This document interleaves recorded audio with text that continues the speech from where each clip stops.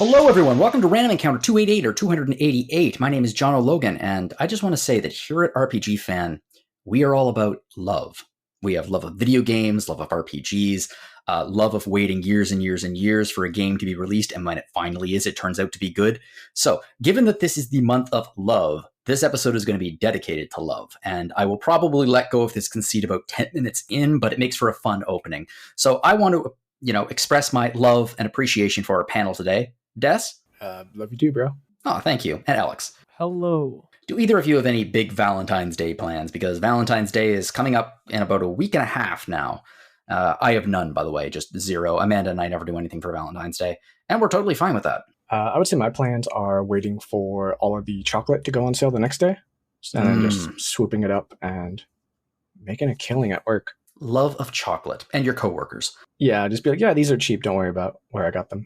Yeah, my partner and I are probably going to go to a fancy dinner, but not on Valentine's Day, because that's when you get ripped off. We're probably going to go like the day before, the day after, and it's going to be great. So looking forward to that. See, that's my favorite kind of love. And this is not an insult at all, because I have it too. It's thrifty love, where you're like, I love you, but also I'm not an idiot.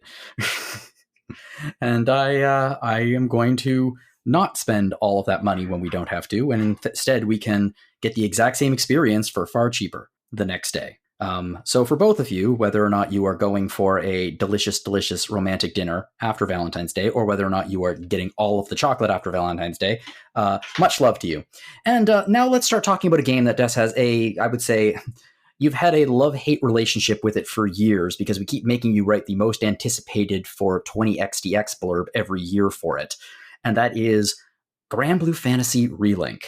So Granblue Fantasy Relink has been on our most anticipated list in 2020, 2022, 2023, and 2024. Des, you wrote the blurb for the last 3 years, so 22, 23, 24. We were planning on making you write it for our most anticipated of 2025 list as well. What happened? What?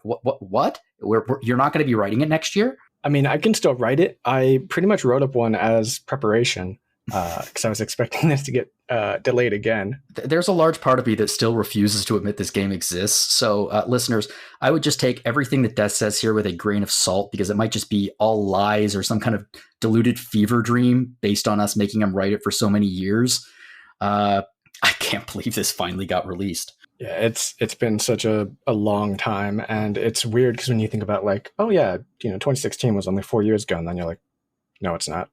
That was like 8 years ago. Yeah, more importantly, it's not just that I can't believe this got released, it's that I can't believe it got released and it's good. That's not supposed to happen. Anyway, okay, so a little bit of background here. Granblue Fantasy was a mobile turn-based RPG released in 2014, became a massive hit in Japan.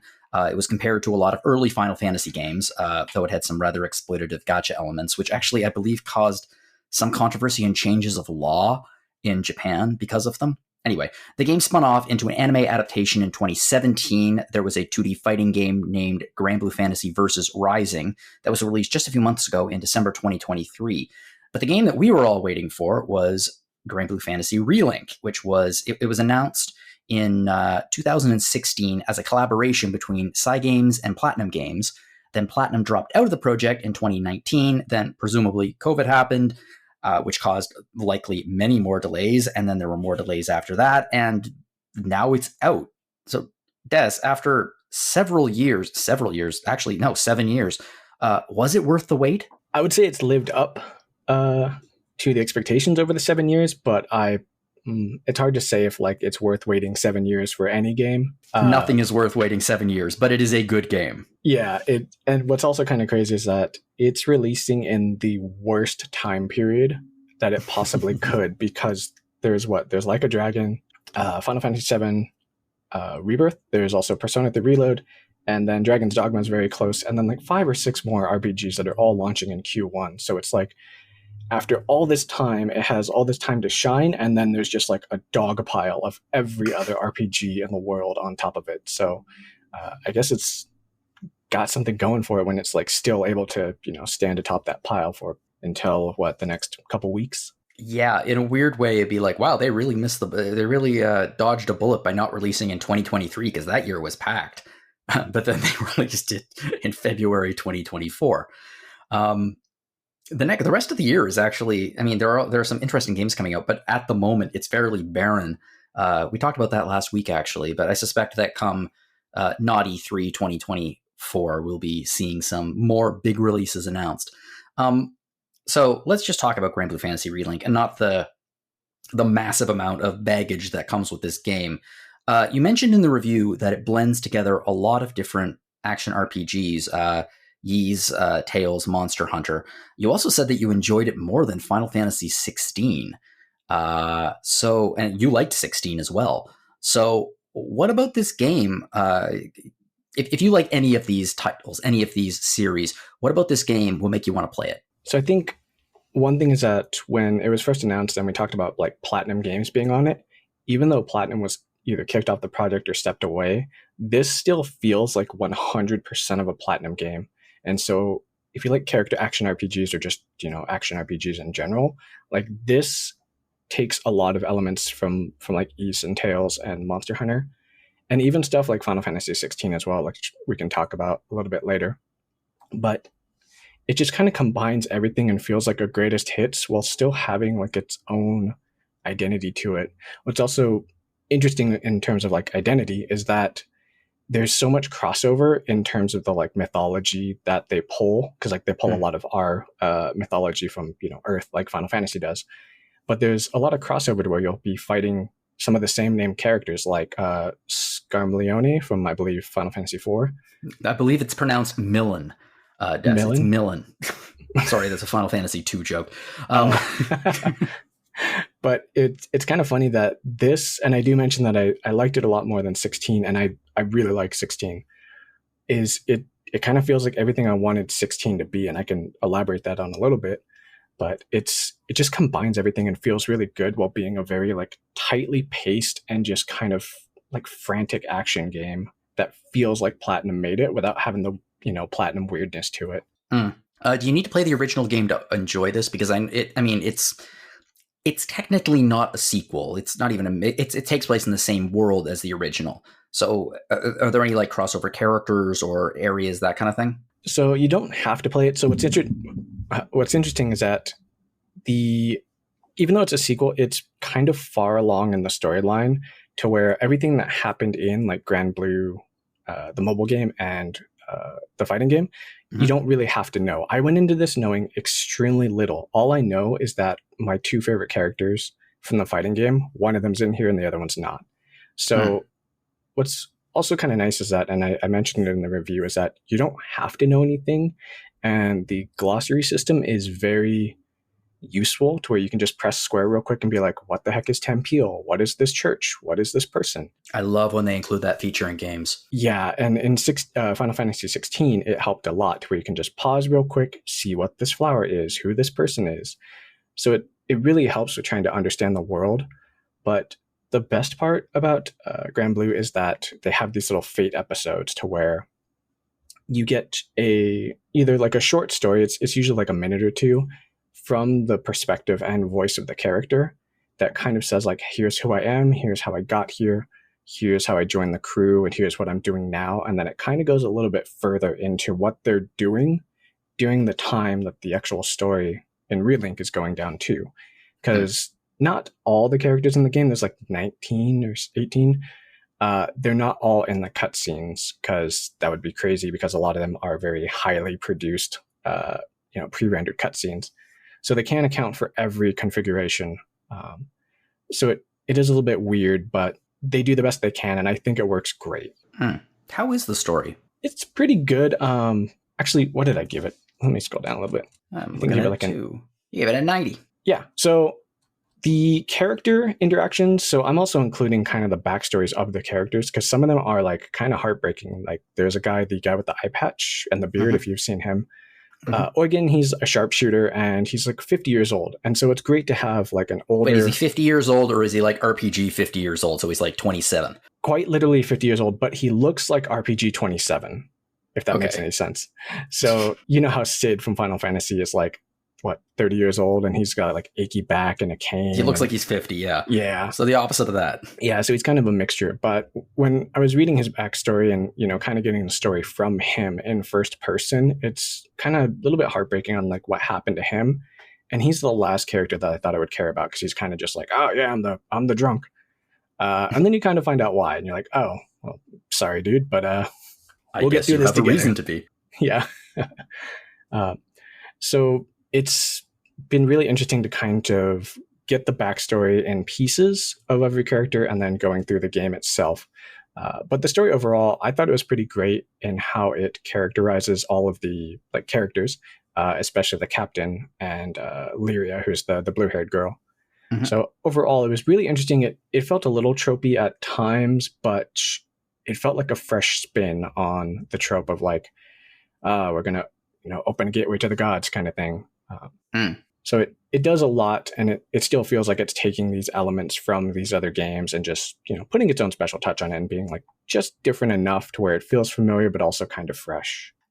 In terms of some of the backstory of the characters, is that revealed through any of the quests, or are the quests completely separate from that and they're just like little mini stories throughout the game?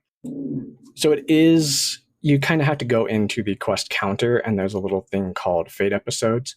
But there is a gameplay relevant reason or like encouragement to do it, is that you get stat boosts, you open up new slots, you get equipment and things like that from these episodes. So it's also where you pick your favorite character and you're kind of like, well, what's their deal? If you have no idea who they are, you'll kind of dig into who they are and then just, buff them up and just kind of get a feel for them, like who they are and why they're maybe talking like a jerk to everyone all the time and why everybody just kind of brushes it off. In terms of, like you were mentioning, slots and things like that, it seems like Relink offers, really surprisingly so, because I mean they're defined characters in terms of their personalities, but a heck of a lot of customization for characters and their builds. How do the skill trees work? So every character has 3 skill trees essentially. So there's offense, which is offensive, and defense, so you can get skills from either of those trees.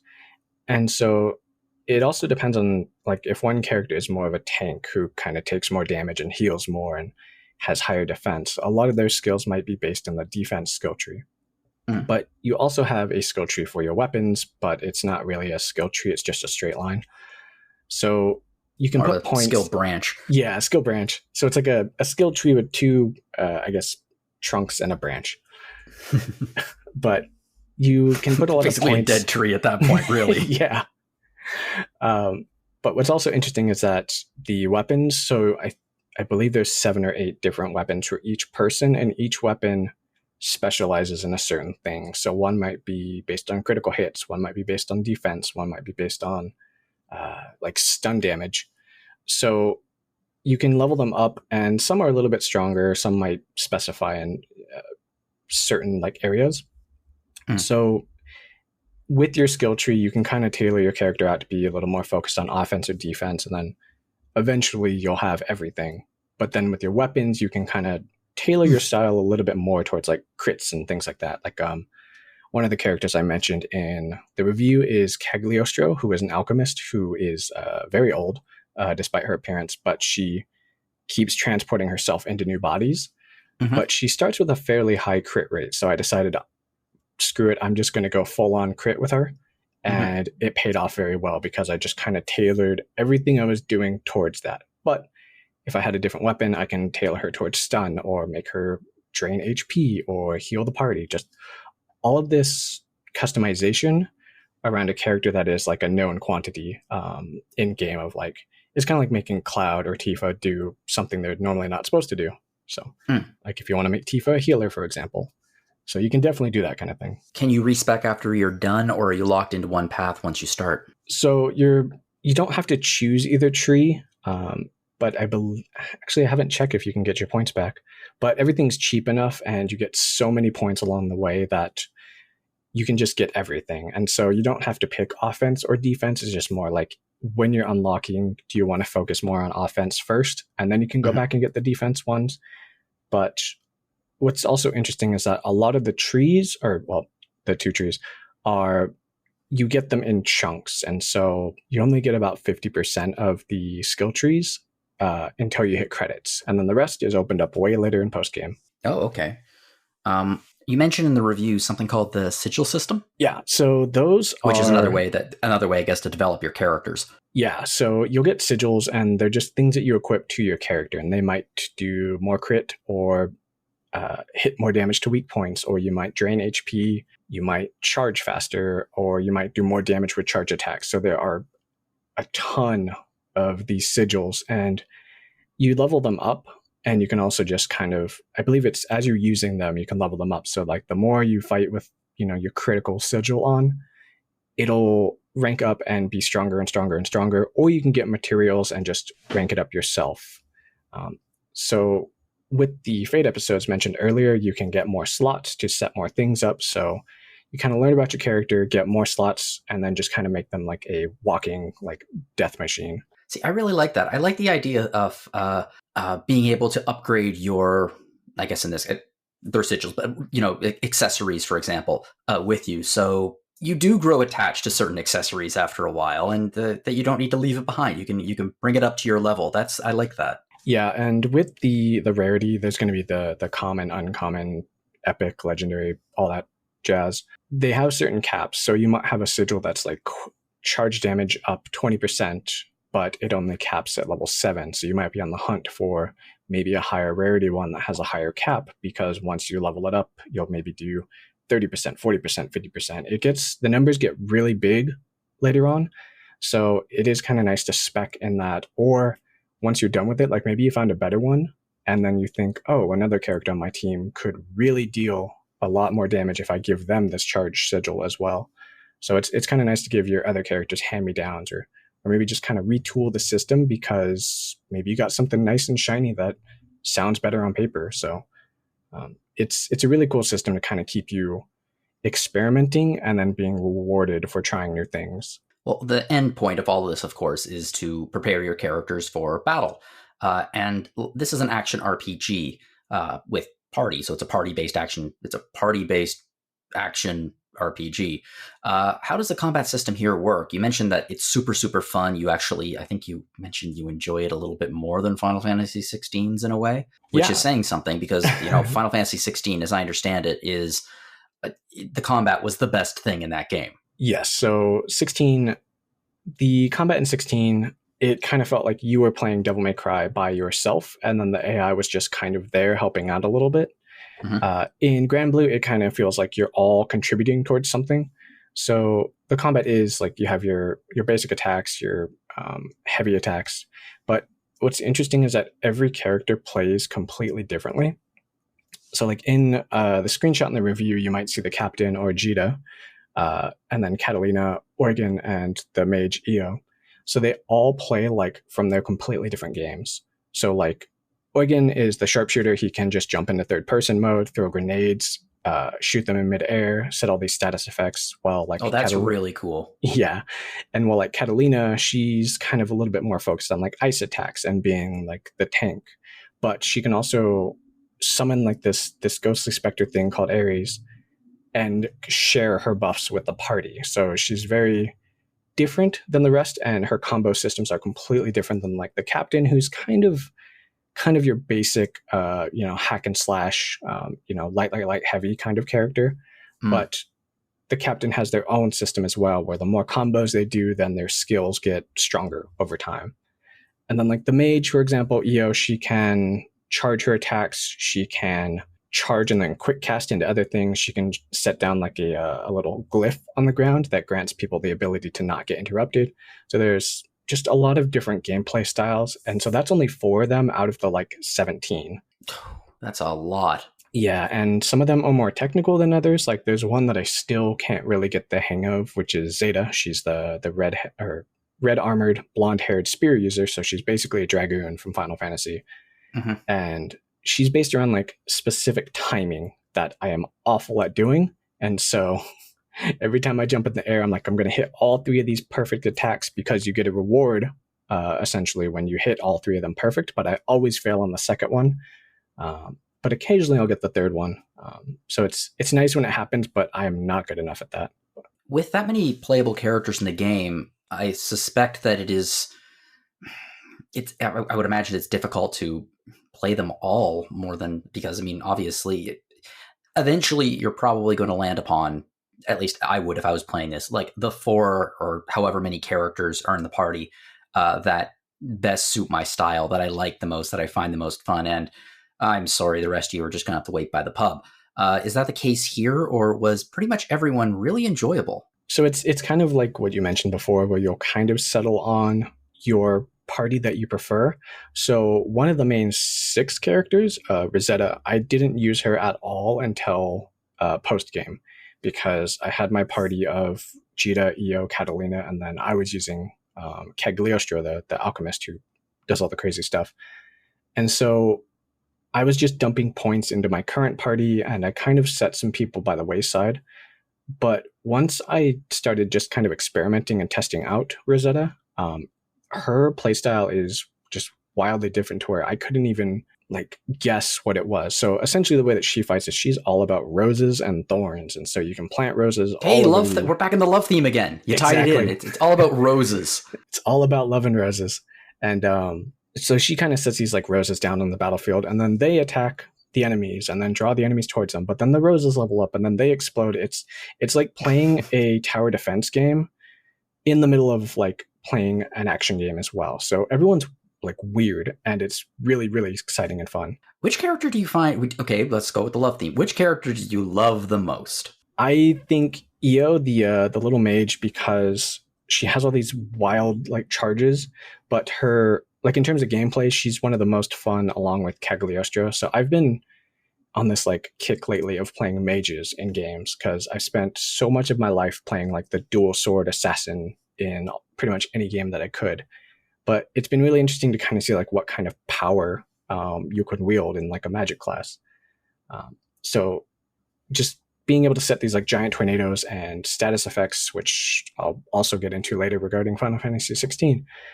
It's just nice to have so many options and just kind of control over these elements.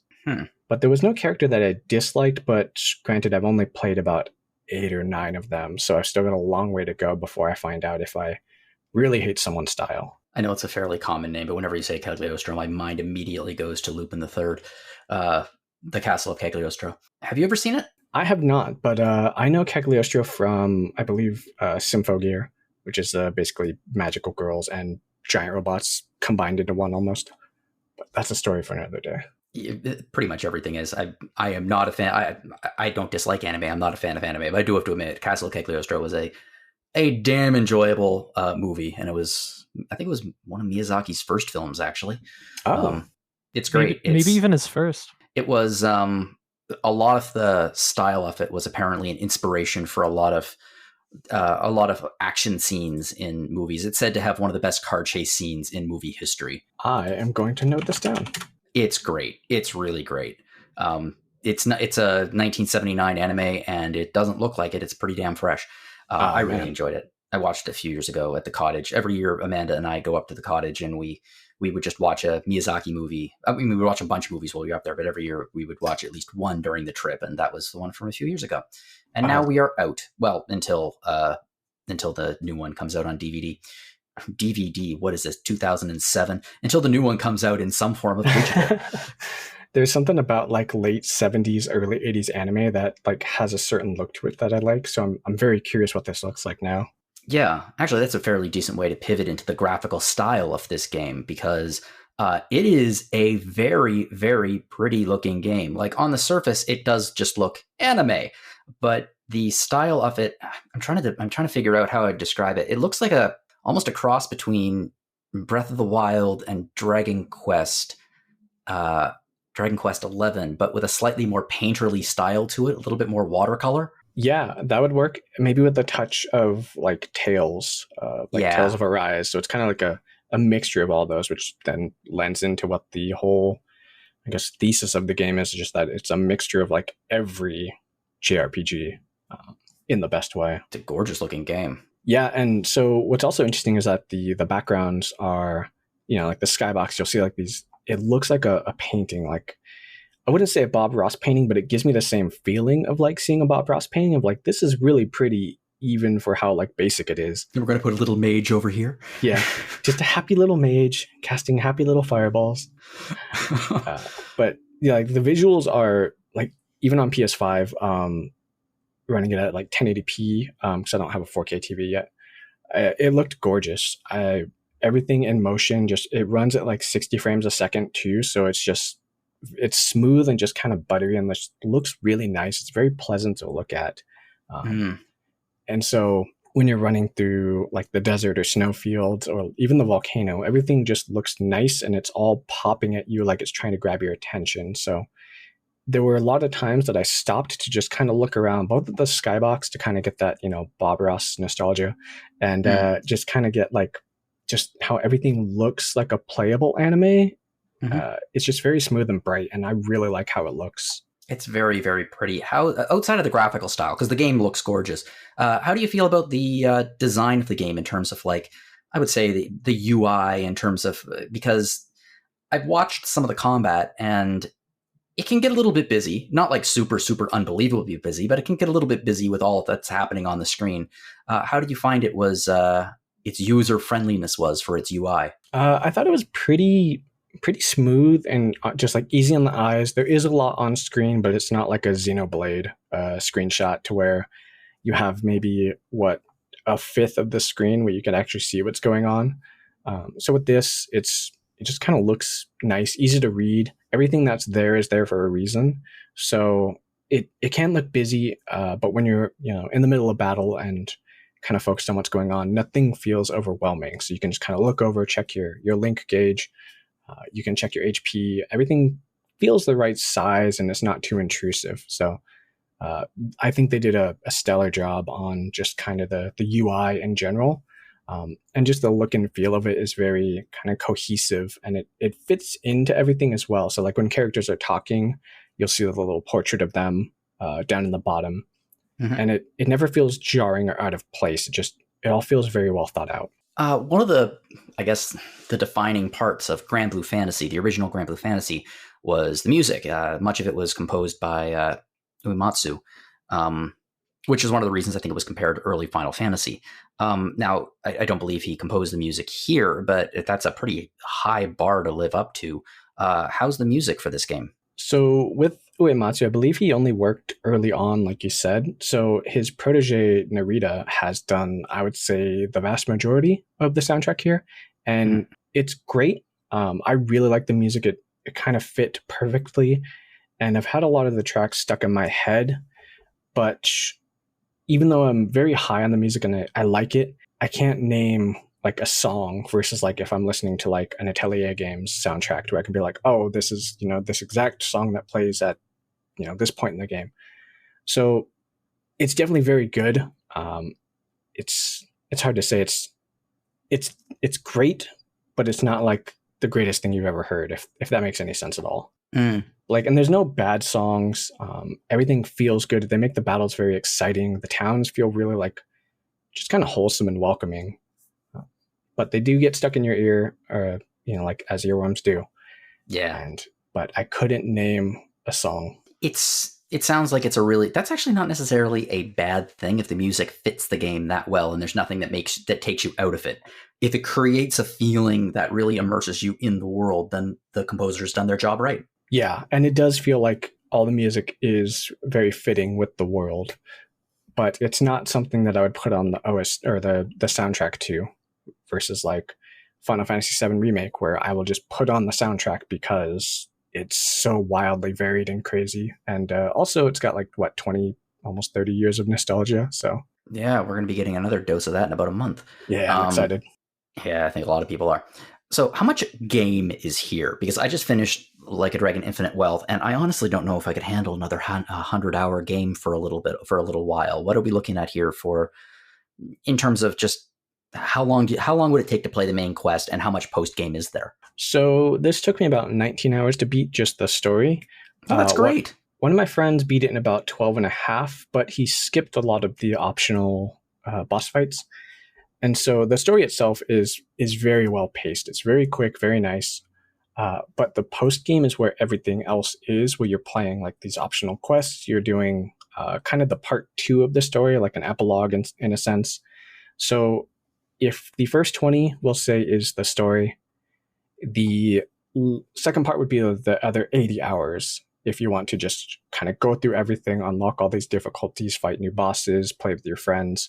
So in a sense, it's like part 1 is just, a very quick-paced RPG.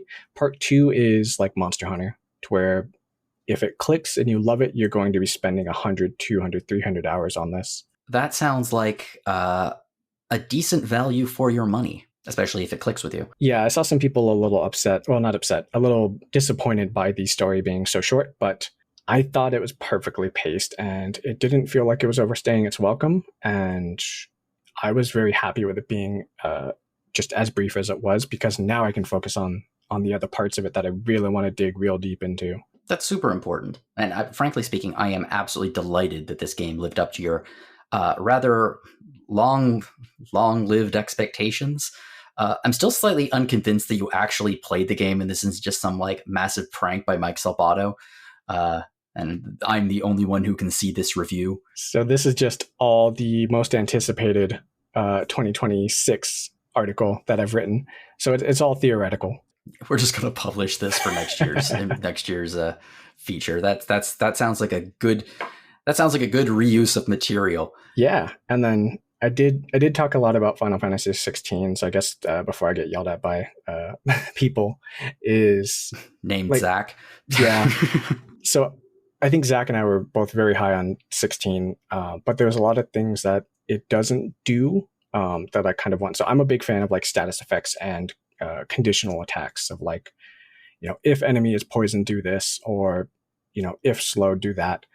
So with 16 is your element didn't matter whether you're using fire, wind, ice, it doesn't matter. If you're fighting an ice dragon with fire, your damage is going to be the same if you hit it with ice. So in Granblue, you do more damage with your elements. You don't get punished for doing, using ice against fire. But what's really nice is being able to slap like slow, poison, paralysis, defense down, attack down, any other stat down. And it feels good to have that kind of control that you just didn't have in Final Fantasy. Well, that's strategy. Yeah, and it feels really good to, and a lot of RPGs that I've seen, except for Dragon Quest, just they don't let you beat up the boss or bully them that much with like status effects. But games like Dragon Quest and Trails let you do it all the time. I remember one boss, I think it was one of the endgame bosses in Dragon Quest XI, where if you land poison on it and then use Eric's move, where if the enemy's poisoned, you do like 6 times damage, like that felt really good and really cool to do. So it's kind of disappointing when games don't let you do that. I've unfortunately completely blanked out on the end game of Dragon Quest XI. In my mind, the game ended after the second part. But that is a controversial opinion that I should probably keep to myself and not mention on Retro Encounter at any point. It's an opinion that I share. Well, that's delightful. I love Act 3 of Dragon Quest XI. Oh, now we get to fight you finally. Oh, fudge sickles. Okay. Well, I'm telling Solosi. The love is gone, everyone. There is no more love. It's just pure spite. Dragon Quest spite. Well, Des, thanks for coming on and talking about Granblue Fantasy Relink. It is stunning that this game finally released. Like I said early on, I am even more stunned that it's good. Because oftentimes games that are stuck in development hell for this long, there's just, especially 7 years, there are so many, I guess, cooks in the kitchen. There are so many people trying to put their own stamp on things, trying to change things. I don't like this. They make their own, they bring their own opinions to the party, and it usually ends up as kind of a mess. And this doesn't sound like a mess. This sounds great. And I am delighted by the fact that it has finally been released. And I'm delighted by the fact that you are getting a tremendous amount of enjoyment out of the postgame. If anyone deserves it, you do. It's been great, and I'm very happy with it. And I encourage anyone who likes just action RPGs at all, if you like Ys or Tales or Monster Hunter or even Final Fantasy 16, I think I've mentioned before, it does everything I wish 16 did, including boss fights and set pieces, and just it's one of the most spectacular experiences. I'm very positive on it. So give it a shot. It's short, and if you like what you played throughout the 20 hours of the story, then definitely jump in with a bunch of friends and beat the crap out of some goblins and really, really, really big monsters. Cool. Well, speaking about beating the crap out of a bunch of monsters with your friends, we're going to pivot now over to Persona. So I would say, let's do the love theme again. I would argue that there are very few RPG series out there, modern RPG series out there, that folks love as much as the Persona series. But the funny thing is, when they usually talk about Persona, they're usually not talking about the first and second game. The Persona series, as we know it today, really started to take shape with Persona 3, primarily because it was the first game to offer the social aspects of the gameplay, including social links for the first time. So the thing about Persona 3 is that I think a lot of people have played Persona 3. I think a lot of people have played different versions of Persona 3 because there are so many different versions of this game.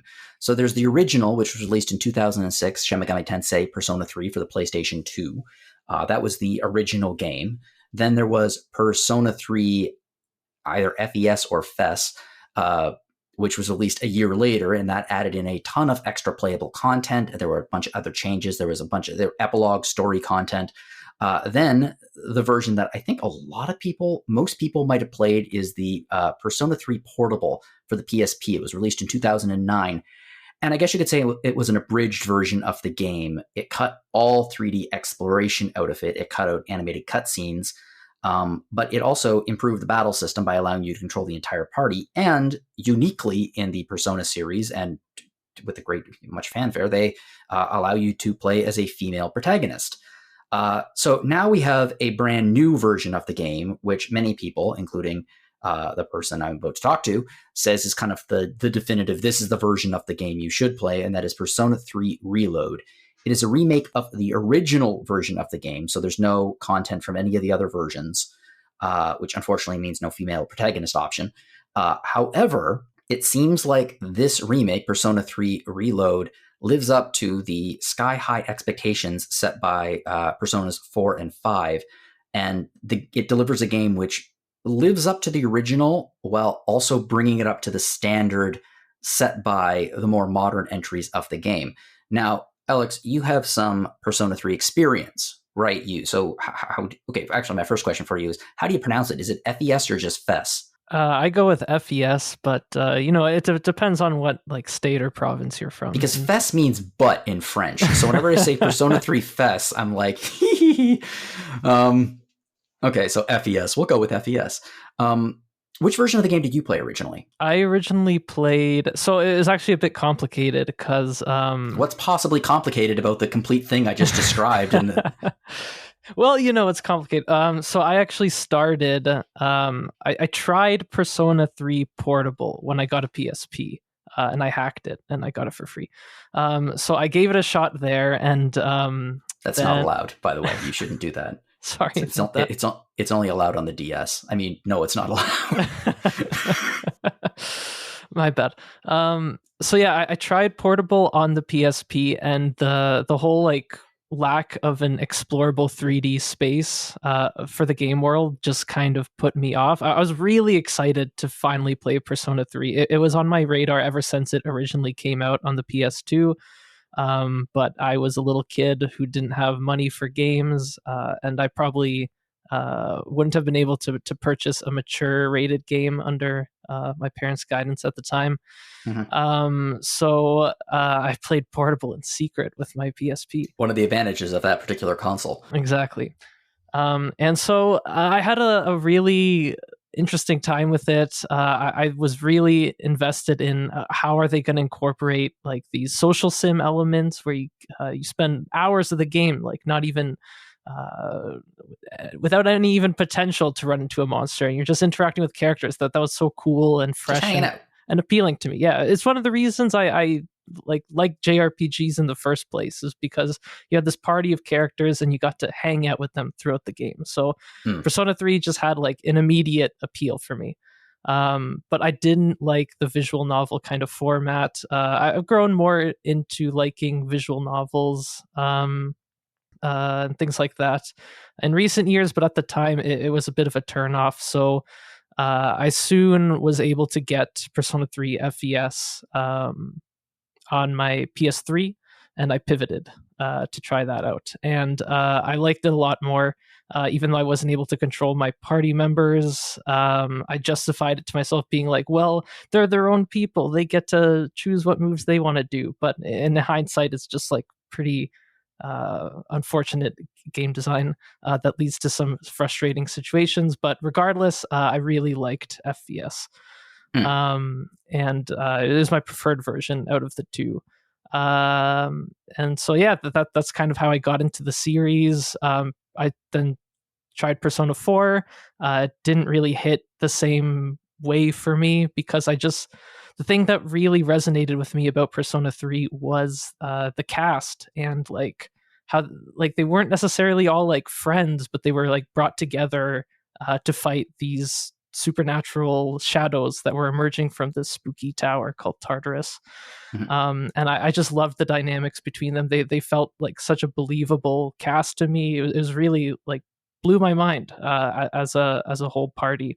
Based on your description in the review, it kind of reminded me a bit more of a found family sort of group, where it's not necessarily everyone gets along, not everyone's best friends, but they're together. They're tied together by their circumstances. Exactly, and they learn to work together and they grow together. And unlike 4 and also 5, and I don't want to like say I don't like 4 and 5. I think they're great games, but they have a lot more of just a let's go gang kind of dynamic between the party. They heavily focalize the main character as kind of the center of that party, where everybody else is kind of just like a node who comes to the center first and foremost. But in Persona 3, the characters have like, some of the characters have histories with each other, and they have their own kind of arcs that they experience together, and just like a way that the 4 and 5 just didn't quite hit with me in the same way. So I was really excited when they said this remake was getting out, because as much as I love Persona 3, I have to own up to its flaws. The fact that Tartarus was originally a huge grind, the fact that the battle system not being able to control every party member was a bit of a problem. And I just never went back to the game, because I had to acknowledge that it's kind of flawed. And especially as years have gone on, those flaws have become more prominent. It's fascinating to me that this game really does, as I said earlier, it stands as a transition point between its origins as a Shin Megami Tensei spin-off and what the series would eventually become with 4 and 5. And in this particular remake, it's really pulling from 4 and 5 in terms of the upgrades to the gameplay, the visual design, that kind of stuff. How would you say that, I guess, that modern infusion of Persona improved the overall experience? So it just made it like way more playable. Like, you know, time, it changes the way we look at the video games we play. It changes the way we can experience games of old. Some games age better than others, and all of the kind of quality of life features and the new like presentation that you get with Persona 3 Reload. I was going to say that the presentation, I'm not even talking about the graphics here. I just mean the visual design. It's much more in line with Persona 5's, very eye-catching visual design, but it still maintains its own style. It doesn't look like Persona 5, but it looks like Persona as I picture Persona to be. Absolutely. Like, I think 5 really just made the most of like the kind of UI style they were already getting at with 3 and 4. So while some people might be a little bit cynical about Reload being like, oh, it's just turning Persona 3 into Persona 5, it's like, no, this still feels so much like Persona 3. It's just they have learned from everything that they've achieved with 5 and brought it back to this remake. And I think it works out great. I think the game still retains its identity. It's not just Persona 5, but blue by any means. Yeah, it has a very blue color scheme, but it maintains those sharp angles and the things that are kind of askew, and it looks like a Persona game. So it's really cool that they have successfully combined the visual identities of these two games, bridged by 10 years, about thereabouts. No, 15 years or thereabouts at this point. Yeah. You mentioned that, I mean, what you really fell in love with when you originally played Persona 3 was the cast. And obviously, Persona games are well known for their social link system, where you get to know the cast better, a one-on-one. In terms of the characters in this remake, did they change any of them, or are all the characters still there as you remember? So the social links are, for the most part, unchanged. For the most part, you're going through like the same stories that you experienced if you played the game before. They experience the same arcs, and most of those arcs are like, were good in the first place. So I don't really mind that. A couple of the arcs are a bit more questionable and leading to some like eyebrow raising moments and some mean-spirited representations, which is just an unfortunate byproduct that the Persona series has had. Yeah, it's one of the things that's always turned me off playing them, to be honest. Yeah, they did at least, like in terms of representation, they did at least remove the like transphobic scene that originally occurred on the beach sequence. I read about it, yeah. Yeah, so that's thankfully been changed, but one of the social links in particular, like it's all just based, like a lot of it is just based on like fat phobic jokes and representation, which kind of sucks and has aged very poorly. But like other than that, like for the good social links, the more well-written ones, they are more involving than ever before. Like social links, especially coming from 5, I thought I was going to be disappointed. I thought it was going to be a downgrade based on what I remember from them, from playing Persona 3 so many years ago. But with the new kind of production value, the way that the scenes are reshot, the way that characters are more human in their proportions and their visual representation, and the fact that there's like full voice acting for the social links now, which for the most part is really well cast and performed. I thought that just made like these social links shine in a way that I didn't even register in my memory. Like it just seemed a lot better than I remember the social links, other than the bad ones. That was another improvement. And but most importantly, I think people would want to know, and also on point for our Valentine's Day theme, the social links that probably got the most change are the romanceable social links. So romance was kind of weird in the original versions of Persona 3 because you were essentially forced into dating the characters just by progressing the social links. Like it's never like an option presented to you as you're progressing the social link. It's just like now you're in a relationship. And for Persona 3, the original and FES, there was actually like a jealousy mechanic that got in the way of. So when you start progressing like one romanceable character's social link, and you get to the dating part, and then you start just hanging out with another romanceable social link, like there would be like jealousy, and you'd have to like amend things with them and things like that. It was just like, it was very clumsy because you actually didn't get to opt into anything, and it just all felt very poorly executed. If you wanted to see the content, you need to cheat, essentially. Exactly. And it was just like there's the jealousy, and then if you maxed out a social link, then you'd be able to date the other girls, and for some reason then it would be okay.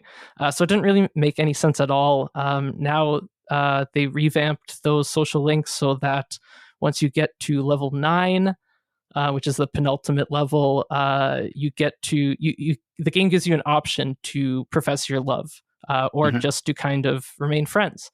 And that's way better. It makes a lot more sense. It gives the player a lot more agency to role play the way they want. And it also gives the female characters more autonomy as characters, which is a very nice thing as well. So that was definitely, in terms of the social links, like the main improvement made, and it comes off very well. So there's no downside to remaining friends? Like, do you still go up to the next level and get all the like bonuses from that? Yeah, so even if you remain friends, you still get the 10th level. It's just, instead of being like a romantic engagement, it's just kind of a friend hangout, which is great. So they actually added those 2 different options for the final level. That's really cool, because it would have sucked to be blocked from getting to level 10 because you're not dating. So I really like that change. I like that a lot too. I mean, there are 2 ways to go about it in video games that I think really works. One, where you can romance, but you don't necessarily have to. You can remain friends, like here, or Hades is another one. Like, I think the romance options in Hades are some of the best content in the game, but like, you don't need to. It will tell you, do you want to date this person? And if you don't, there's no repercussions. You can still get to that point.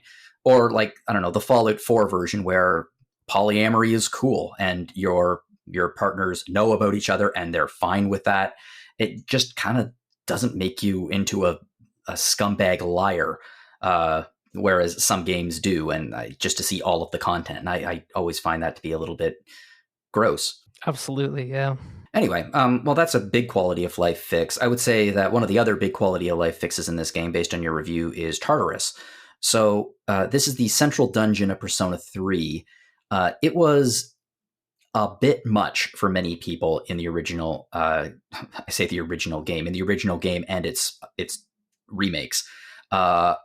But they did dramatically improve it here. How so? Yeah, so Tartarus in the original is a notorious slog. You could justify it as a thematically appropriate slog because it's supposed to be this like very intimidating place. So the fact that you have to go through it slowly, that there's like this fatigue mechanic that once you're progressing too much, like your characters can kind of become like overwhelmed and want to like leave, and then you have to get out of there for the night and hope that you don't get any like bad encounters and bad luck on the way out. Like there's a lot of tension in the original design that was actually kind of interesting, but that interesting was also accompanied by just really like kind of just unenjoyable levels of engagement that was asked of you just to like get through the entire game. So here you just get to, what really matters in the reload version is that you can just move through it quicker and you have more agency in how you want to move through it. So the fatigue mechanic is gone, so you can just kind of spend as much time in a section of Tartarus as you want. You're still like progression gated by the story of the game. Once you reach a certain level in a month of the game, there will be a barrier that will only unlock once you reach the full moon for that month, which is like kind of when every major story event in this game happens on like a full moon, essentially. And so you just you have a dash button now, which is a huge help that just lets you like speed past enemies if you don't want to fight them. Just the way the difficulty is balanced just requires a lot less grinding. And so you just need to spend fewer nights in Tartarus, but you can still pad it out if you want. I'd say it's like there's a bit less incentive than in Persona 5 to do, like in Persona 5 you were kind of incentivized to do the palaces all in a single day, which could be a bit exhausting and kind of lead to some pacing issues. But here in Persona 3 originally there weren't too many social link options or other interactions to do at night because the game knew that you were going to be spending a lot of your nights going to Tartarus. Here, you don't have to spend as many of your nights going to Tartarus. So the great thing that they added is these hangouts, these non-social link hangouts with the party members. So they really thought it through in both like kind of like a narrative and design perspective of being like, okay, players don't need to go to Tartarus as much anymore because we redesigned it to be kind of more breezy and easy to get through, but we're also gonna give you more time to get to know your team with the downtime you have. So it's really up to you how quickly you want to do Tartarus. You definitely don't need to feel pressure to min-max to the extent that you did in Persona 5, which I really appreciate. But yeah, it's a good balance, I think, that they settled on. Yeah, it sounds like they just rebalanced it rather than changed it too much, and they got rid of one of the most anxiety-inducing aspects of it. So you can enjoy it more. Yeah, and so that's where I was saying like the thematicness of Tartarus is lost, but in return you just get a way more playable and enjoyable game. So I think it's a fair trade-off. Yeah, well, one of the, I would say, downsides about this particular entry is that you're not going to be getting the full Persona 3 experience, because as we mentioned early on, there were so many different versions of this. Persona 3 Reload is a remake of the original version of Persona 3, which means that it doesn't include any of the extra story content from SES. It doesn't include the female protagonist from Portable. It's just Persona 3. Now, I think they may have announced that it's going to be released as DLC, which would make a lot of sense. And then inevitably in like a year or so, because it's a Persona game, they will probably release a Persona 3 Reload Silver or something like that, where it's going to be like the complete game, maybe with even a little bit of extra content on top of that. How much does that bother you, frankly? Quite a bit. Honestly, it would, if it was just DLC, it would bother me way, way less than if they put this into like a whole other full price package in a couple of years. Like you could, if you really wanted to get behind Atlas, you could justify it by being like, okay, so the answer and the female protagonist route were already extras for the base game, so releasing them as DLC kind of makes sense. But it's also like, well, these features, this content has also already been existing for over a decade now, so why couldn't we just get it with the original release? So I'm not inclined to justify it. I can see their game plan. Like I kind of knew this was gonna, to be completely honest. Yeah, I expected this from the beginning. I think it's just especially like the answer makes sense as DLC because it is literally like an extra epilogue on top of the game. But the fact that we didn't get the female protagonist route, even though I know it takes a lot of work, like it includes like completely different social links, completely different romances and interactions. But it's just like, come on, like so many people like love that route and identify better with that route, and the fact that you didn't include it in this base game is just like slapping those fans in the face. So that kind of sucks. Yeah, it's a problem. And to the point where if I do get into this series this year, and I think I might make a concentrated effort to do so, when Persona 6 is inevitably announced and released, my plan would be not to play it for at least a year and a half, because I know for a fact a year and a half later, they're going to have Persona 6 something coming out. Because that's been the strategy of Atlas for years and years, and I would be very surprised if they didn't follow through with it for this game. Yeah, for Persona 6, I think we can say already years in advance that there's no doubt. For here, I hope they take a higher road. I hope. Yeah, sure. Every single time I chat with somebody about a Persona game, I feel the urge to install and play one, despite the fact I still am a little bit iffy about some of the stuff. Man, Atlas do not like queer people or women or fat people. There's a lot of problems here. But I'm still feeling a little bit burnt out from a run of playing games, which I'm going to be talking about in just a second for the discussion question. I just want to ask you, where would you recommend I start if I wanted to get a start on the Persona series? Would it be here or would it be 5? What would you recommend? I would say here. And before Reload came out, I would have said 5 rather than Persona 3 FES or Portable. But the reason I say this game over 5 is, one, it's like really historically important, and it also balances that line between like being the kind of the last Persona game that was truly a Shin Megami Tensei game in kind of its tone and atmosphere and themes. So I think for that reason, this game has a lot of uniqueness and appeal there, but also just what I was talking about before. There's just a lot less, like Persona 5 Royal is overwhelming to play. It overwhelmed me, at least, with just the sheer amount of interaction options you have for like every segment of your day. In this game, that is toned down, and it's just overall a more accessible experience in that sense. That said, if there's something about 4 or 5 in terms of the characters or story that appeals to you better, just you can start there. But if someone just came up to me just like, what Persona game should I play right now? I'd say Persona 3 Reload for sure. Cool. I think one thing we can say for sure is that it probably has a fantastic soundtrack. Oh yeah, it absolutely rules. They actually re-recorded most of it.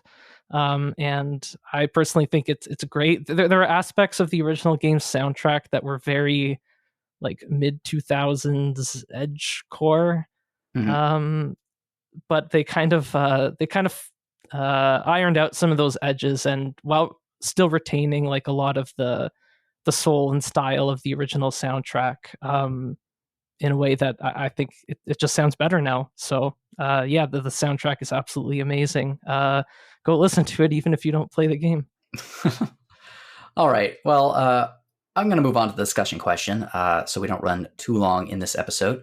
Over the last few weeks, I've been knee-deep in some games. I have been on a run, and I've been enjoying it. So I played Like a Dragon Infinite Wealth, which was an absolute joy to play. I enjoyed every minute of it. I had so much fun.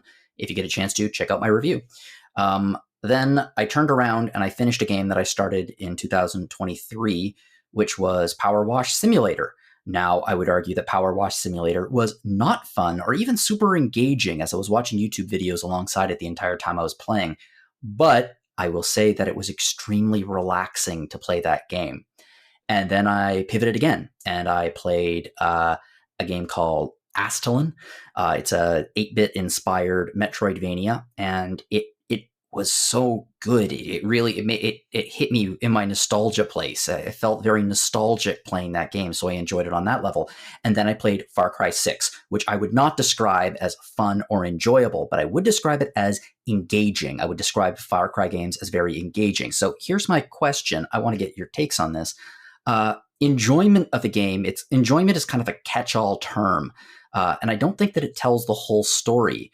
Because I don't think that necessarily all media, movies, books, video games, are designed for fun or enjoyment. It's meant for engagement. So I'm curious, what are some of the games that you've played in the past that you liked or even loved, but you didn't necessarily have fun playing? I mean, I'll mention one I was just talking about, Persona 3 FES. Okay. Like I was talking about, like even though parts of like the design with Tartarus were really tedious in a lot of ways, I kind of appreciated how that like the tense design of that dungeon crawling informed the understanding of the story. I think that's really cool.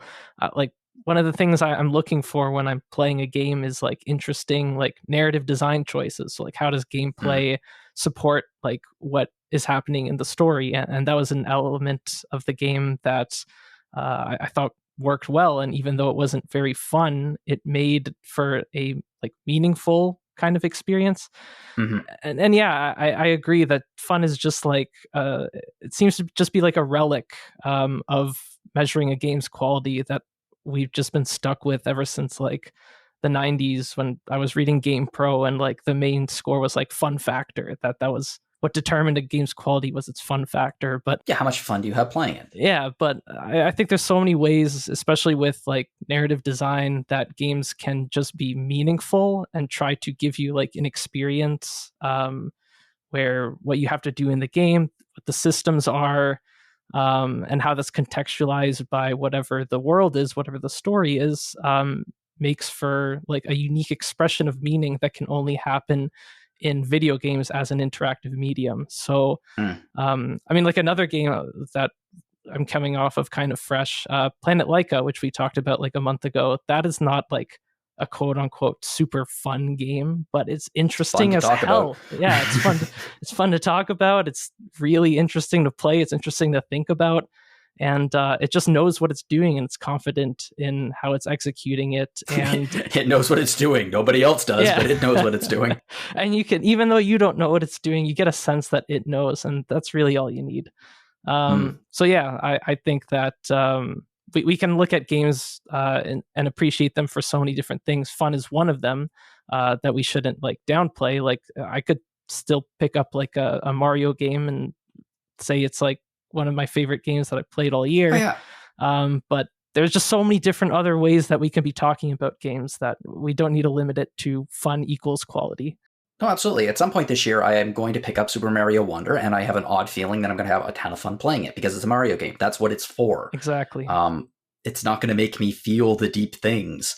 If it does, I'll be surprised, but that's not what Mario is for. Des, how about you?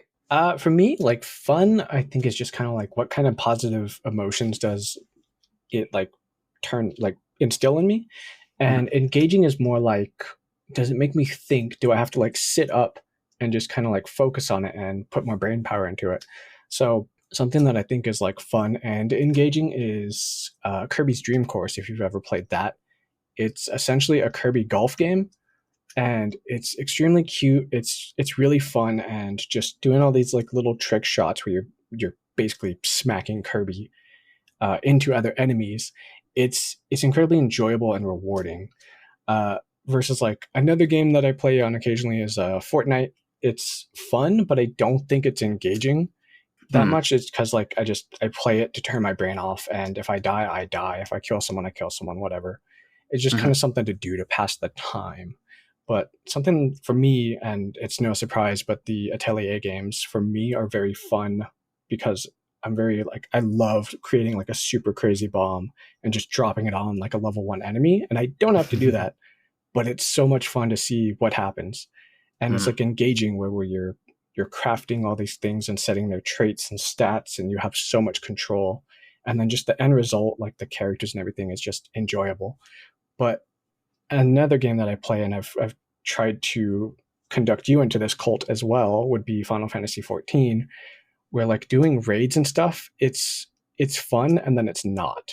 It's engaging and then it's not. It's enjoyable and then it's not. So it just kind of depends on what you're doing. And, some days it can be none of those things, and it's just like it feels like a second job. But, the next day you might wake up and be like, I'm going to go beat the crap out of, I don't know, like bombs for a while and have fun doing it.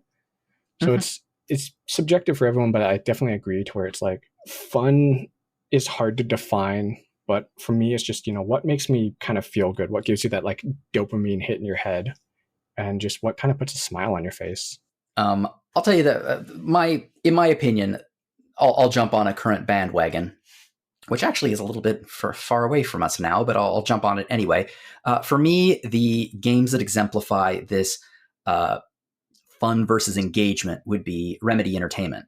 And the reason why is I adore their games. I think Sam Lake is doing some fantastic things with video game narrative and structure and how to tell a story with all of his games.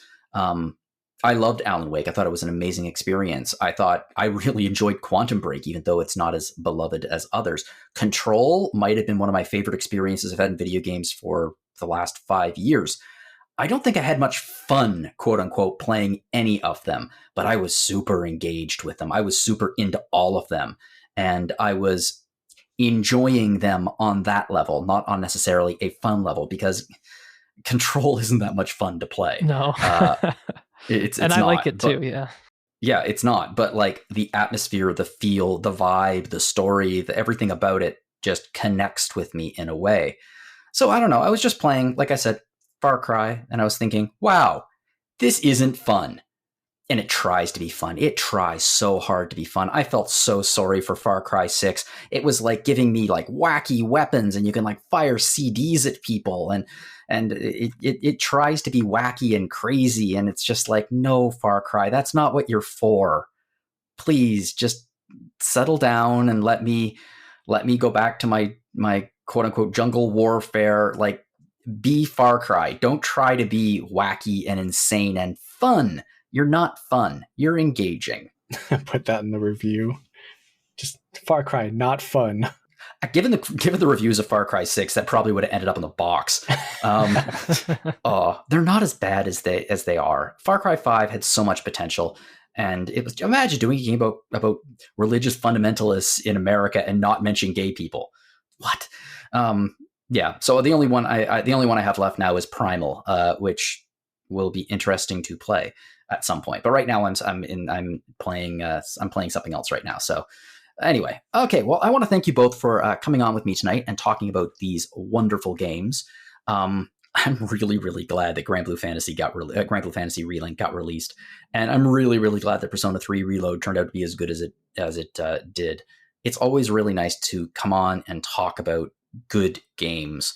There's a certain level of, I guess, enjoyment when it comes to like talking about a game's flaws, but I find it to be so much. I walk away from these episodes feeling so much better when I walk away being like, yay, we just celebrated good games. So I'm thrilled to death that they were good, and I'm thrilled to death that both of you enjoyed them quite a bit. One thing that I really like is hearing about why somebody likes something versus if you tell me this is the greatest game in the world, like I don't care. But if you tell me I love this game so much, I am immediately wanting to know why, and I want to experience it too. So that's one thing that I like about RPG Fan. Just is we're often very positive, and I've had some friends complain about how high our review scores often are. But it's like because we look at the positive and like feel it and just want to share that like enthusiasm with it. Like there's no fun in just beating down a game and just being like, this sucks, this is boring, everything here. It's like, if it's not good, I don't want to talk about it. Yeah, it's one of the reasons I've been so depressed lately with the discourse behind Suicide Squad Kill the Justice League. It's just nonstop depressing. And incidentally, I'm someone who is quote unquote outraged by certain choices that the developers of that game made. I have no interest in playing it whatsoever, but I also don't have any interest in bashing it, if that makes sense. Yeah, it's just kind of there. I will say one thing that I really like about Suicide Squad. I've not played it, but I've never heard of King Shark, and everything I've seen of him in that game, like he's the most like lovable dude. And I was like, I want to find out more about him. So if anything, in that case, watch the Harley Quinn animated series. I'll check that out, and then I really want to see the Joker and Harley like isekai, where they get transported to like what is it, like Sengoku period Japan. So that sounds really interesting too. So, but yeah, I'm a fan of him just from watching this game because I wanted to see how big of a trash fire it is, and I walked away with like this lovable scrunko, as people call them. Yeah, just to follow up on your point, Des, about like the people we have here. We did recently a bad takes, like a hot takes episode on retro, and I thought it was funny that everybody, instead of like something that people definitely could have done, approached that episode with, could have been here's like a game that people love, but it actually sucks. But literally nobody did that. Like everybody was basically taking the thing of just like, well, this game that people don't like is actually really good. And I thought that was so refreshing, and it turned out to be such a nice conversation where it could have in other hands devolved into such a mean-spirited one. So yeah, I agree that listening to people talk about why they like something is just so much more interesting than just I was about to swear than just pooping all over it. I mean that's why we have an entire stable full of chocobos, Aleks. Yeah, it's like I would, as much as I dislike like Lost Odyssey, I would much rather try to convince someone that Final Fantasy 13 is good. It's just more fun versus trying to convince someone that I think the other game is not. And this is the reason that I never talk about Earthbound. Okay, so if you are looking for a way to support us here at our favorite positivity factory, RPG Fan, we've opened up a store. You can find it at www.rpgfan.com/shop. We have some great stuff going on there. We have, t-shirts, mugs, etc. But what we really want you to pay attention to is the book. So we have a book of, I don't know if you've checked out our social media. If not, you should. You should check out our social media on Instagram and all the social medias. We have review cards that Steph lovingly puts together for us. And they are just like little summary cards of our reviews. And we partnered up and we have a book now that has like hundreds of them. I love it. I have one on my shelf. It's so cool. It's a really, really cool little thing. So I highly recommend that you check that out. And again, you can find it at www.rpgfan.com/shop. Another way you can support us here at RPG Fan is check out our podcast. You can check out the last episode of Random Encounter. Last week, we were talking at great length about Like a Dragon Infinite Wealth, which I adored, and a Canadian indie adventure game called Little Guardsman, which I also adored, and not just because I'm friends with the creators of it. We also have Retro Encounter, which is RPG Fans' retro podcast. They just celebrated their 400th episode, which is kind of incredible. Highly recommend you check out that episode. The topic will have major repercussions that will play out early this year. And their last episode was a draft episode where the panel picked out the best character, musics, visual, gameplay, and story for RPGs. Aleks, I believe you were on that episode. Did you have fun? It was a blast. Awesome. We also have Rhythm Encounter, which is RPG Fans' music podcast. The last episode released a few days ago, and it was the big Music of the Year 2023 extravaganza. I edited it. Was really glad I got to, because I had a really fantastic time, with the music and everything. It's a really, really good episode. There are some great songs in there. So if you are a fan of RPG music, absolutely check that out. If you'd like to get in contact with us here at Random Encounter, you can do so at podcast@rpgfan.com. I would absolutely love to hear from you if you have any ideas for future episodes or discussion questions, like I did the discussion question today. If you have an idea for one, please send it in. If you'd like to send me an email, you can do so at jlogan@rpgfan.com. You can also find me on Mastodon at jonologan@mastodon.social. I have not been on Mastodon for a while. I've gotten so far away from social media, and to be completely honest, I am totally fine with that. That being said, we have 2 other people on this podcast, and maybe they are still on social media. Des, where can we find you online? Probably in like a dark forest or something like that. I basically don't go on social media much, aside from Discord. So I am in the RPG Fan Discord, so feel free to send me a message. I believe I have message requests turned on, so you don't have to friend me. I've had a couple instances of just random friend requests from people who are very clearly bots. So just feel free to say hi first. Cool. Yeah.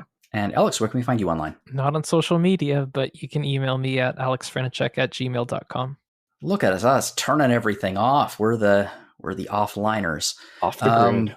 Off the grid, except for the fact that we're on a podcast. Speaking of that, if you enjoyed this podcast, please share it with your friends to help us get the word out there. You can rate us on iTunes or other podcast players of choice. If you want to write us a review, I would love to read it. Again, Des, Aleks, thank you so much for giving me your evening. I so appreciate it. And I so appreciate you both taking the time to play through these games so thoroughly. It's really, really great to talk about something that I love. See, I'm tying it back into the Valentine's Day thing and getting a chance to talk to folks about something that I love very much, which is video games, is always a pleasure. So thank you so much for coming on. Thanks for having us. Anytime. And thank you everybody out there for joining us. And whatever you are playing, have fun.